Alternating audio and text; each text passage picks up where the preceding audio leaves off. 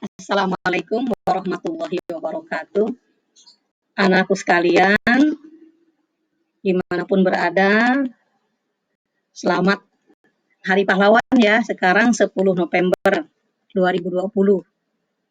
Semoga di Hari Pahlawan ini kita juga bisa mentauladani semangat para pahlawan kita dan terutama pahlawan dalam dunia pendidikan.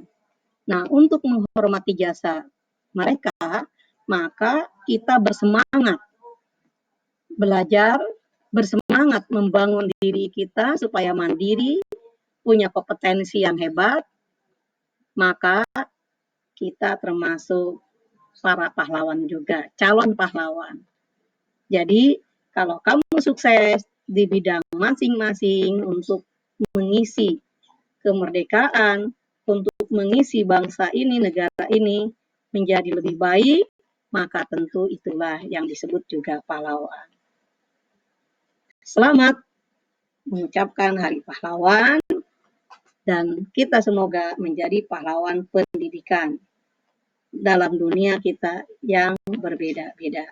Yuk kita akan membahas soal ulangan yang kemarin kalian banyak tanyakan dan belum tuntas.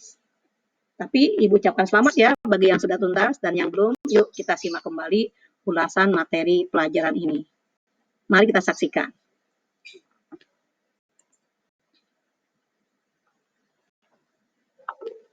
Nah, kemarin kita ulangan tentang komponen darah. Ini soalnya. Seorang pasien tubuhnya membengkak, dibuktikan dengan ditekan daerah punggung tangan. Jadi seperti ini, punggung tangannya, kulitnya tidak elastis, mengembang ke posisi semula.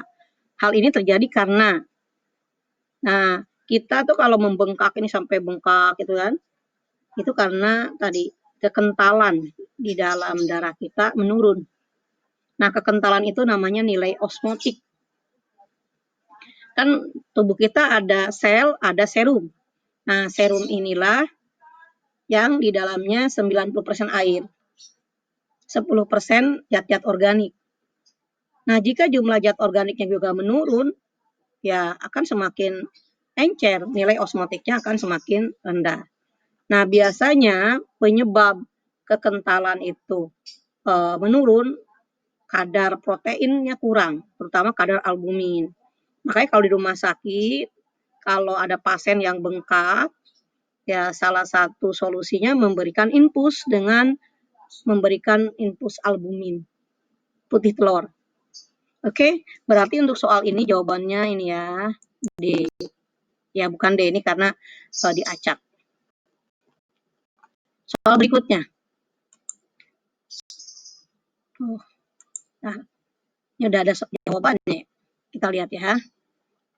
Soalnya dulu.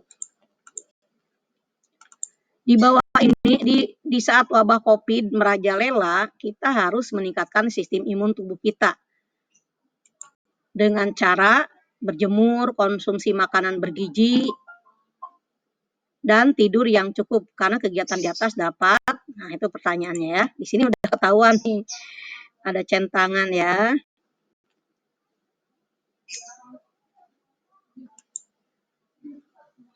Itu centangannya apa? Meningkatkan produksi sel darah putih. Ya karena antibodi ya, terutama antibodi yang dibentuk akibat adanya infeksi itu ya dibentuknya oleh sel darah putih, dan sel darah putih itu juga dibuat oleh sumsum merah gitu. Dan tentu untuk memproduksi sel darah ini, entah itu sel darah merah, sel darah putih, tentu perlu gizi dan perlu metabolisme yang stabil. Nah, makanya makanan yang sehat, daya tahan tubuh yang baik, juga itu akan mempercepat produksi antibodi. Soal nomor 3. Ditemukan basofil pada sputum pasien, ditandai gejala klinis pada pasien sesak napas. Nah, kalau sesak napas, nah biasanya ya kalau kalian tidak paham, Coba penyakit mana yang ada sesak napas? Ya asma kan? Ya ini asma. Nah, gitu. Betul. Oh, sesak napas. Oh, ini salah kunci. Oke, Ibu ganti ya, Nak. Nah, pantas nilainya jelek. Jadi bukan kesalahan kamu, kesalahan kunci. Perbaiki kuncinya. Sesak napas ya, kalau sesak napas asma. Don, kerjakan. Oke, kita lanjut lagi. Seorang ibu hamil bergolongan darah resus negatif dan janin yang dikandungnya bergolongan darah resus positif. Apakah anak, nah ini salah kalimat ya, apakah anak yang dikandung, nah mohon maaf nih, dibahas tuh sambil bisa diperbaiki. Anak yang dikandung ini bisa dipastikan mengalami anemia hemolitik. Anemia itu kerusakan pada darah ya. Seorang ibu hamil bergolongan darah resus negatif dan janin yang dikandung bergolongan darah resus positif. Apakah anak yang dikandung ini bisa dipastikan? Sebenarnya tidak ya. Tidak. Jadi ini kuncinya salah lagi nih. Waduh. Kesalahan di kunci, Nak. Mohon maaf nih. Tidak. Karena sistem imun ini belum. Ya. Nih jawabannya. Jadi kalau si ibu hamil, dia resus negatif, anaknya resus positif. Nah, jika terjadi pendarahan, ya, kalau tidak pendarahan bahkan tidak ada aglutinasi. Ada pendarahan, protein anak akan terlihat, terdeteksi oleh sel darah ibu ya, oleh darah ibu. Nah, kalau ini zat asing bagi ibu, nah ibu membuat antibodi terhadap resus positif anak. Nah, tapi tentu ini tidak semerta buat dalam waktu yang di bawah 9 bulan. Bisa 2 tahun. Nah, jadi anak kalau dikandungnya 9 bulan ya masih bisa dilahirkan. Ya. Jadi jawabannya oke, nanti bisa diulang nih ulangannya. Nanti siapa tahu bagus. Seorang ibu hamil bergolongan darah resus negatif. Oh, ini udah ya tadi. Lanjut. Perhatikan gambar berikut ini. Ahli bedah akan berusaha untuk menonaktifkan proses pembekuan darah agar pasien masih tetap hidup walaupun sedang operasi besar dengan cara memberikan antikoagulasi. Jadi pada saat bypass, namanya operasi bypass ya, bedah jantung itu pasien harus dalam keadaan hidup, artinya jantungnya harus berdetak dan tentunya jangan sampai pembuluh darah di jantung membeku. Berarti proses-proses pengguntingan pembuluh yang menyebabkan proses pembekuan darah itu harus dihentikan. Nah, diantaranya yang menyebabkan pembekuan darah itu terhambat, yaitu ada vitamin K. Kita lihat kuncinya. Benar kan? Ini benar kuncinya. Ya. Oke, kita langsung masuk ke ini. Dalam sebuah praktikum penggolongan darah didapat data pengamatan sebagai berikut. Data tersebut menunjukkan golongan darah. Nah, ini menggumpal. Nah, kita punya konsep kalau serum atau antibodi. Jadi kalau serum itu kan cairan darah ya. Kalau serum adanya antibodi. Nah, antibodi itu bisa menggumpalkan. Yang digumpalkan apa? Gen. Jadi kalau ini menggumpal berarti di sini antibodi B. Menggumpalkan gen. Gen apa? Gen B. Jadi aglutinogen B digumpalkan oleh aglutinin B. Nama lain aglutinin atau serum itu anti B. Jadi kesimpulan dari tes golongan darah gampang. Pokoknya golongan darah B karena menggumpal dengan anti B. Golongan darah A menggumpal dengan anti A. Nah, ini anti A tidak menggumpal, berarti orang ini tidak punya aglutinogen A. Nah, di sini AB nih. Kenapa dia menggumpal? Ya kan ada B di dalamnya. Nah, berarti dia juga RH. Jadi golongan darah orang ini adalah golongan darah B RH positif. Kita lihat kuncinya.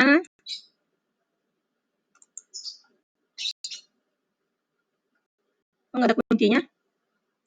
Kita lihat kuncinya. Mana kuncinya?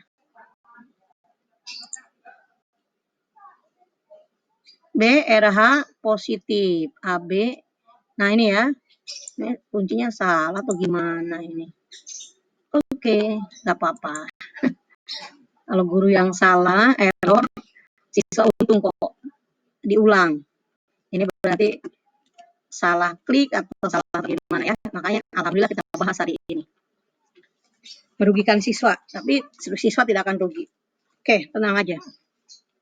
Seorang pasien mengeluh pusing dan lelah. Akhirnya dokter melakukan tes. Nah, dengan hasil seperti ini, ternyata hemoglobin, berarti sel darah merah ya, hemoglobin itu pasien kurang. Nah, artinya lebih rendah. Ya, gampang lah ini ya. Penyakitnya anemia ya. Kita lihat.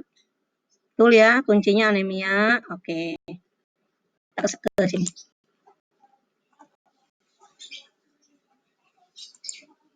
Seorang siswa mengalami sesak napas saat aktivitas olahraga di lapangan. Ternyata anak itu punya kelainan penyakit asma karena banyak debu yang terhirup pada saat aktivitas tersebut. Maka asmanya kambuh, gitu ya intinya. Oke. Nah, anak yang asma ini dibuktikan dengan diagnosa melalui sputum. Sputum itu artinya kelenjar ludah ya, cairan ludah. Nah, di cairan ludah itu banyak sel darah putih. Sel darah putih yang mana yang menunjukkan anak itu asma. Nah, kalau ini yang besar nih intinya nih limfosit, penghasil antibodi. Ya, kalau yang ini yang intinya 3 nih neutropil. Sel darah putih neutropil ini akan ada di dalam sputum kita kalau ada infeksi bakteri atau virus. Maka ini disebut dengan garda pertama atau kita sebut kasarnya apa ya, bulldozer pertama yang akan memakan bibit penyakit. Sedangkan kalau ini eosinofil. Nah, eosinofil tuh lebih kepada juga sama bakteri, tetapi dia lebih apa ya, presentasinya tentu kalah oleh neutrofil. Nah, sekarang ini ada sel darah putih jenis 4. Ini adalah monosit. Nah, yang ini monosit. Yang ini basofil nih. Nah, basofil itu lihat intinya melengkung. Kalau basofil itu fungsinya diantaranya adalah untuk merespon parasit, biasanya parasit-parasit besar. Dan dia juga bisa merespon distimulus oleh adanya debu dan zat-zat lain menghasilkan histamin antiinflamasi atau dengan kata lain semacam alergi gitu. Jadi basofil ya. Jadi basofil itu yang menyebabkan seseorang alergi. Tuh. Jadi kalau asma itu biasanya ya semacam alergi gitu, tapi ya dampaknya ke asma. Belum ada kuncinya ya.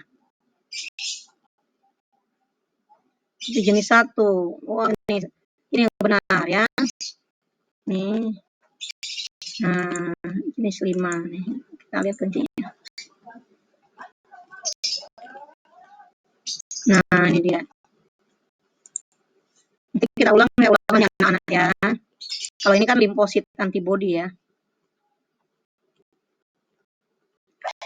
Nah, berikutnya.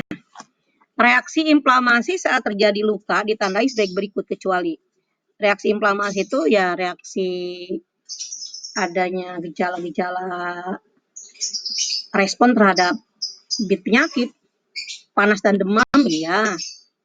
Tubuh yang terluka, membengkak dan merah, ya. Kayak kita bisul tuh ya. Fungsi organ tubuh menurun, ya. Ya, fungsi organ tubuh menurun, misalnya yang tadinya bisa jalan, kalau orang bisulan jadi nggak bisa jalan karena sakit kan. Nyeri, bengkak, merah, memar, ya. Darah menetes. Nah, kalau darah menetes itu baru luka. Jadi baru misal pisau baru menyobek pembuluh darah netes.